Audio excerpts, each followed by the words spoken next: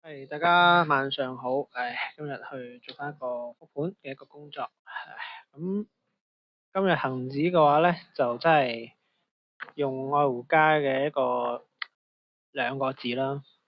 一個係估佢唔到，估你唔到；一個係慘不忍睹。咁樣成個市場係全線下跌。咁樣係冇太多嘅一個板塊係起到身，除咗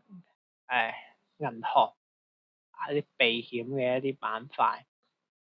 咁而家都係偏謹慎少少啦，因為個市場個情緒非常之弱。咁樣等一個止跌 K 嘅一個信號出嚟先咯，然之後再部署。咁樣早期較大嘅一啲江通訊，我哋之前有講過6088，今日個調整幅度都好大，但係尾盤咧係有呢個資金入去嘅，有20日嘅均線呢個資金流入去呢個維持翻佢嘅一個技術形態上升，都暫時唔使太擔心。咁黃金、有色呢啲受到呢個加息週期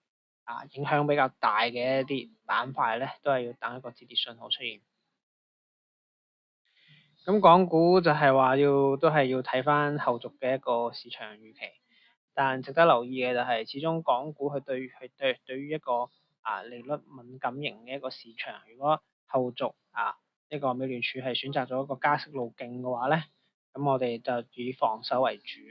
以防守為主或者降低翻倉位為主。咁重點核心而家都係睇一個 SpaceX 咁仲有今晚嘅一個 CPI 今晚個 CPI 都好重要，去指引我哋後續嘅一個方向。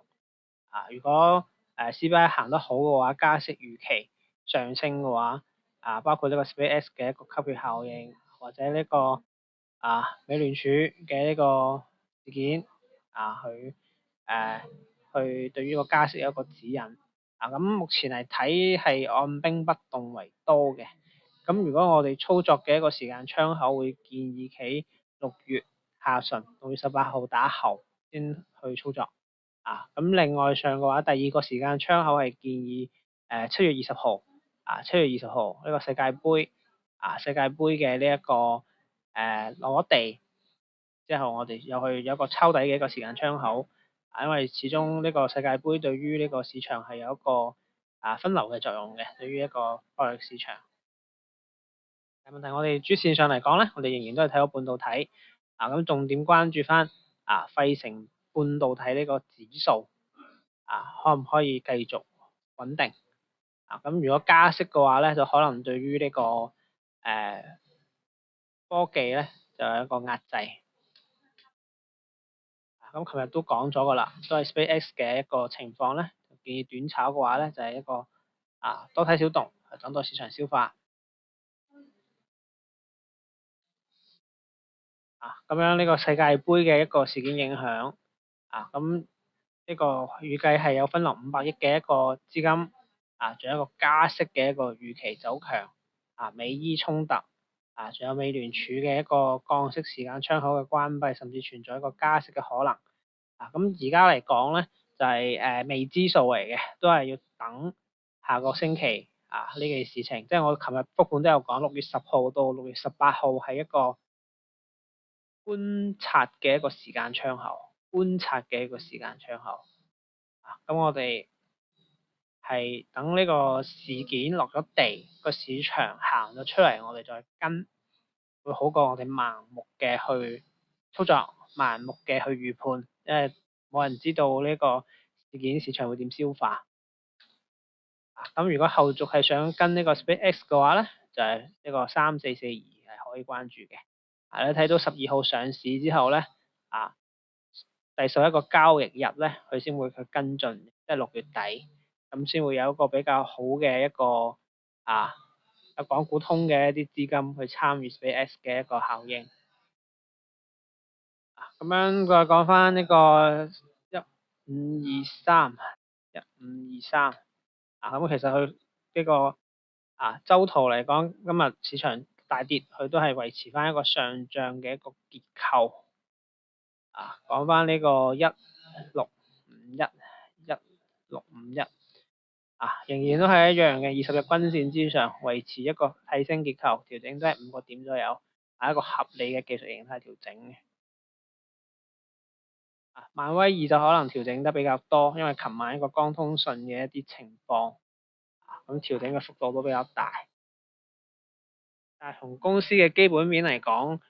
江通訊仍然係短缺，佢哋只係一個報告就話可能未必明年嘅一個產能會去到咁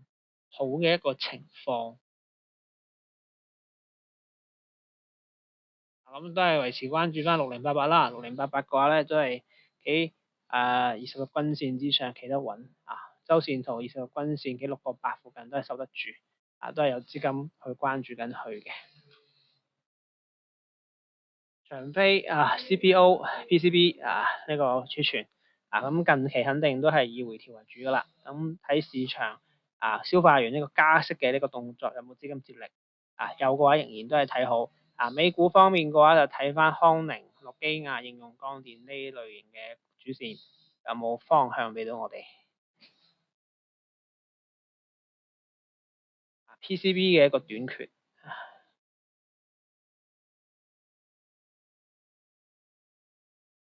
如果想做一個中線配置嘅一個朋友咧，可以睇3486亞洲半導體。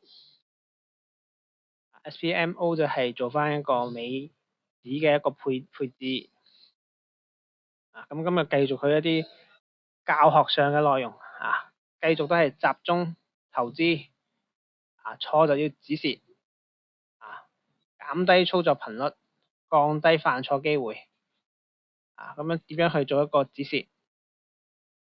咁樣就係通過我哋嘅一個ATR 嘅一個交易方法，用14天嘅一個平滑值股票上嚟講一般用3倍波段交易用3倍 ATR 做止蝕，特別係而家呢種市場環境，我哋一定要控制好回撤，控制好止蝕，等呢個市場嘅一個負面情緒行完到樂觀嘅時候，我哋就賺到多啲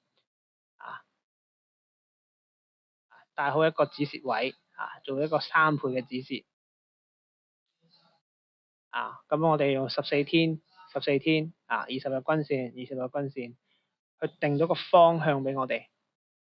方向係正確嘅選擇比努力更重要要跟住個勢走，順勢而為我哋根據翻個勢，我哋再配翻個倉配翻個倉，然之後輸少賺多，輸少賺多咁今日再補充翻就係一個新嘅一個內容就係一個戴維斯雙擊當下一輪賺錢嘅時候係用咩方法去理解佢戴維斯雙擊一個市場嘅一個增長同埋估值同時發生乘數效應，爆發式上漲，戴維斯雙擊我哋計翻一個股價係每股嘅一個盈利，再乘翻市盈一個業績睇好一個估值睇好咁樣業績同埋估值共振，一個股價就會上漲，呢個就係戴維斯雙擊嘅力量咁成長加速，比如話我哋好似 David 咁講有個戴維斯雙擊一般係會行到困境反轉加速成長超預期業績超預期，或者係宏觀嘅一個流動性寬鬆利率下行咁而家呢個加息週期嘅話咧，肯定呢個利率下行就難啲㗎啦。我哋一定要睇成長加速嘅呢個方向買好公司買好價格咁嘅話咧可以推薦翻大家呢個9992沃馬特，我會覺得喺周線結構上係符合戴維斯雙擊嘅。咁當然啦，要等翻呢個市場情緒好翻，財報各方面配合咧，係有機會爆一爆上去嘅有一波喺度嘅穿翻20日線或者喺呢個位置埋伏，都係有機會戴維斯雙擊嘅。因為而家段永平都係有呢個關注因為佢而家有呢個爆款產品，Labubu 又好，星星人又好，佢係入咗個市場，咁所以上佢係目前為數唔多嘅高成長股。咁港股市場上目前一係就半導體硬科技，一係你想高成長嘅話，一係光通訊咁樣就係、或者係一個泡泡瑪特都係可以關注嘅。然之後就九宮量化交易法就係、呢個圖佢泡泡瑪特都符合呢一個低位置高賠率嘅一個框架，可以關注下一個波段操作法趨勢向上一定係戴維斯雙擊嘅背景有需求有業績戴維斯雙擊向上走PCB 又係行呢條線，建滔又係行呢條線，之後仲有6088都係行呢條線，光通訊所以咁但係一旦我哋出現咗嗰個方向錯咗，一定用 ATR 3倍 ATR，我哋做翻個指示做翻個指示去操作短中長龍騰嗰啲活動咁樣就係個活動嘅一個介紹咁今日嘅復盤都到呢度有咩問題都可以隨時同追神去做個交流。